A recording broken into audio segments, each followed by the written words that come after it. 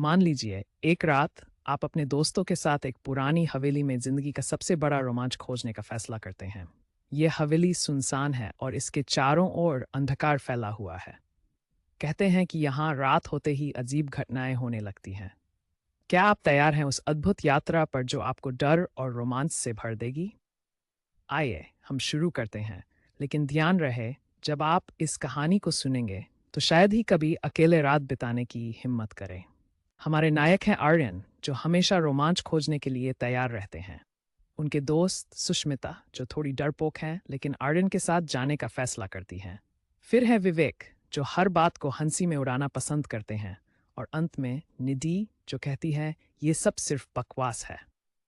ये चारों दोस्त मिलकर एक यादगार अनुभव की तलाश में निकलते हैं। उनके व्यक्तित्व की ये विशेषताएं उन्हें और भी रोचक बनाती हैं। एक ठंडी रात के क्षण में ये चारों दोस्त एक पुराने गांव में घूमने के लिए निकलते हैं। वहां एक सुनसान हवेली है जो सालों से बंद पड़ी है। हवेली के चारों ओर धुंध छाई हुई है और अंधेरे में वो भयानक सी लगती है।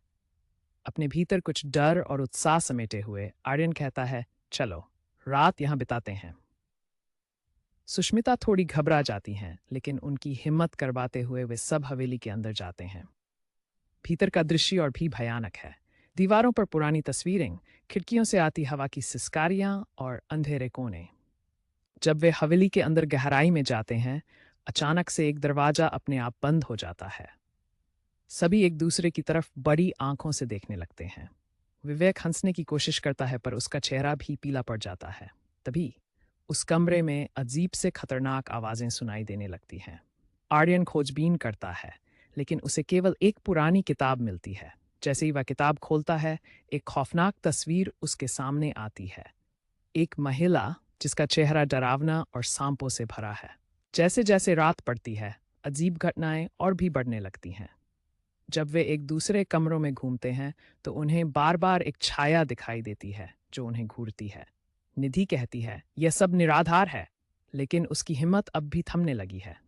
अचानक वे एक खिड़की के पास पहुंचते हैं, जहां एक महिला की रोती हुई आवाज सुनाई देती है, बचाओ, मुझे यहां से ले चलो। यह सुनकर सुष्मिता लगभग बेहोश हो जाती हैं।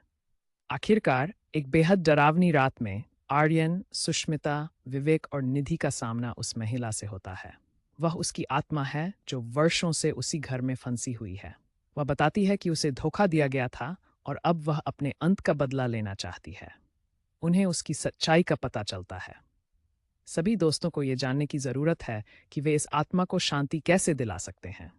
आखिरकार आर्यन और उसके दोस्तों ने मिलकर उस आत्मा को शांति दिलाने में सफल रहते हैं।